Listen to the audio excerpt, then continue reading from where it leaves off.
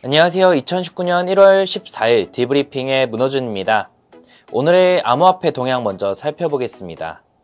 비트코인은 전일 대비 마이너스 3.13%, 리플은 3.33%, 이더리움은 7.34% 하락하는 등 전반적인 시장의 약세가 이어지고 있으며 이더리움은 다시 3위로 밀려난 상황입니다. 하루 거래대금이 1000만 달러 이상인 코인 중에는 지난 11일 디브리핑 때와 마찬가지로 제미니 달러와 같은 스테이블 코인을 제외한 대부분의 코인들이 하락을 이어가고 있습니다. 특히 하이퍼캐시, 스테이투스, 트론 등의 코인들의 약세가 가장 크게 나타나고 있습니다. 비트코인 차트 보겠습니다. 지난 10일 60일선을 돌파하지 못하고 큰 폭의 하락이 나왔지만 어느 정도 박스권 하단 지지선을 지켜주는 모습을 보였습니다. 하지만 오늘 그 지지선마저 이탈하고 내려가는 모습을 보이고 있는데요. 12월 중순에도 지지선을 이탈하고 내려갔다가 약 12일 만에 다시 올라오는 모습을 보였기에 이번에도 기대를 하지 못할 것은 아니지만 그래도 리스크 관리 차원에서 비트코인이 다시 4,000달러를 돌파하기 이전까지는 관망 혹은 현금 비중을 확대할 필요가 있어 보입니다. 오늘의 주요 뉴스입니다. 유로 엑심뱅크가 올 1분기 내에 리플을 도입할 것이라고 밝혔습니다. 암호화폐 전문 미디어 이더리움 월드 뉴스에 따르면 런던 소재 수립은행 유럽 엑심뱅크가 올 1분기 내 리플과 엑스래피드 소프트웨어를 도입할 것이라고 밝혔습니다.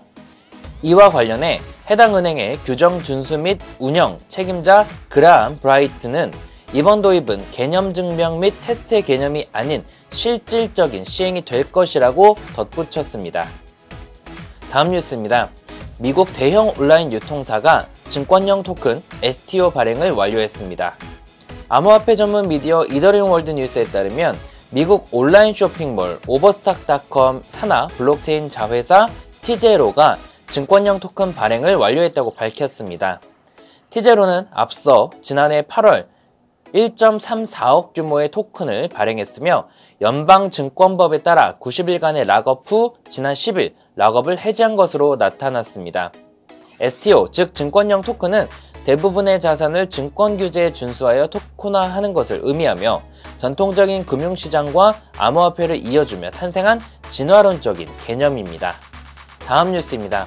장기 휴면 상태의 비트코인 지갑들이 다시 거래를 시작하고 있다고 합니다.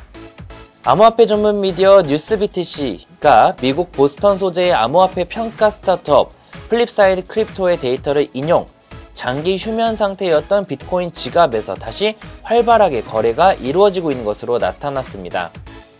이는 향후 더 큰 가격 변동이 일어날 수 있다는 설명입니다. 이와 관련해 플립사이드 크립토는 상당수의 비트코인 보유자는 지난 6개월부터 2년 반 동안 지갑을 이용하지 않았지만 최근 보유자들의 지갑에서 비트코인이 이동되는 것을 포착했다며 이는 지난 2018년 10월부터 시작됐다고 밝혔습니다. 블록체인 기술에 대한 의구심, 정부의 규제, 그리고 암호화폐 가격 하락 등의 영향으로 시장은 점점 스테이블 코인, STO와 같은 안전자산에 대한 관심이 높아지고 있습니다. 하지만 이는 탈중앙화를 지향하는 블록체인의 이상과는 상반될 수 있는 방향으로 블록체인에 대한 의구심은 더 커질 수밖에 없을 것 같습니다. 하지만 새로운 산업이 발전할 때는 이런 현상들이 늘 나타나며 특히 투기 현상으로 많은 투자 피해자가 발생한 산업인 만큼 그 의구심이 더 큰 것 같습니다. 다만 오늘 뉴스에서 본 것과 같이 리플과 같은 코인들의 사용성은 더 커지고 있으며 중개자가 없는 P2P 거래가 가능해졌다는 것 하나만으로도 블록체인이 우리 사회를 충분히 바꿔놓을 수 있는 기술이라는 점에서는 한 의심의 여지가 없을 것 같습니다. 이것으로 2019년 1월 14일 디브리핑을 마치겠습니다. 감사합니다.